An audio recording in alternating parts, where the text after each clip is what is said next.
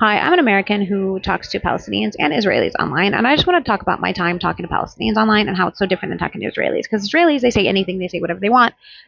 They're definitely not afraid of talking, from my experience on OMTV. So it was kind of hard for me to get a hold of Israeli Palestinians online.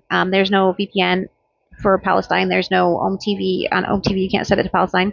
Dating apps don't let you set it to Palestine, even when you like pay the fee and you could like set your location.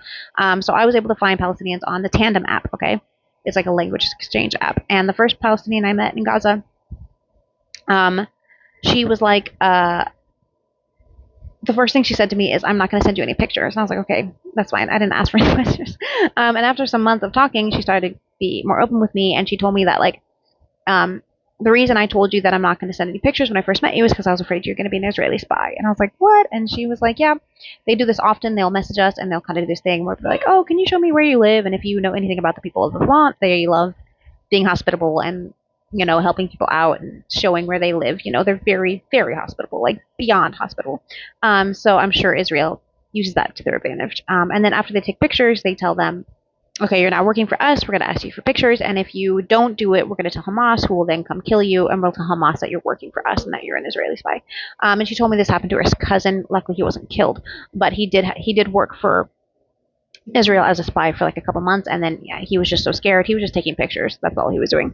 And he got so scared that he just threw his phone away, threw his laptop away, and he just hoped nothing bad would happen. And nothing did, thankfully. But she told me that it's like a very real fear they have is that Israel will tell Hamas, and then Hamas will come kill them. I don't like Hamas. I think they're evil. Not as evil as Israel, of course, but I just wanted to let you know my personal opinion on them.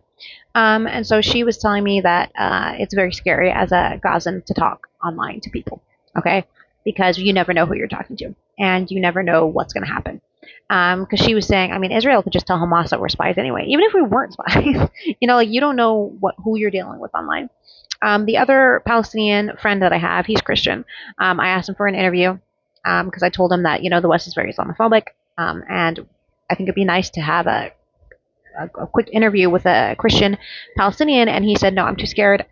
I don't want my voice to be recorded because I got a phone call in Hebrew the other day, and they were after that my it was like a robot voice, and then he like hung up. And he said after that my my battery started to like go very quickly, so I think I had like spyware, and I don't want anybody to hear my voice. But he let me interview him, and I just wrote down what we said. And then my other Palestinian friend I met, he's from Israel, but he's Palestinian, and he is the most paranoid out of all